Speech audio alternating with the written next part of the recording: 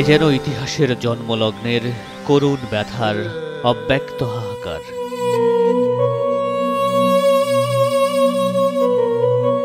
একই সঙ্গে দৃশ্য আর ধ্বনিতে এক নিবিষ্ট নির্মাতার দীর্ঘযাত্রার প্রথম আত্মপ্রকাশ।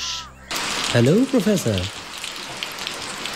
জীবন আর চলচ্চিত্রকে তিনি দেখেছেন একই ফ্রেমে সমান তালে, তাই প্রচলিত ধারায় না হেঁটে স্বপ্ন দেখেছেন বিশুদ্ধ গল্প নির্মাণের।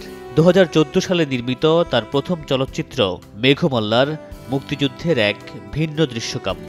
অঞ্জন আসলে এই সিনেমার নান্দনিকতা নিয়েই আসলে ওর মানে সিনেমা ব্যবসা করবে কি করবে না ও এটা নিয়ে একদমই চিন্তাই করতো না।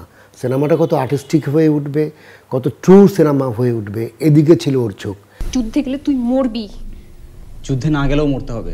সাহিত্য ঘনিষ্ঠ এই নির্মাতার শেষ চলচ্চিত্র চাঁদের অমাবস্যা সেন্সর ছাড়পত্র পেলেও মুক্তির আগেই চলে গেলেন তিনি। মেঘমল্লারের মধ্যে যে ওনার নিজস্ব স্বর, স্বতন্ত্র শৈলী আমরা দেখতে পেয়েছি। চাঁদের অমাবস্যাতেও আমরা ওটার ওটার কন্টিনিউশন আমরা দেখতে পেয়েছি। মাত্র 61 বছরের তার জীবন ছিল সৃজন মুখর। কেবল নির্মাণে নয়, সিনেমার বৈশ্বিক বোধ আর পাঠদানের মধ্য দিয়ে যে পথ তিনি দেখিয়ে গেছেন, তাতেই তিনি বেঁচে থাকবেন স্মরণে আর স্মৃতিতে। মামুনুর রশীদ পনেল, সময় সংবাদ, ঢাকা।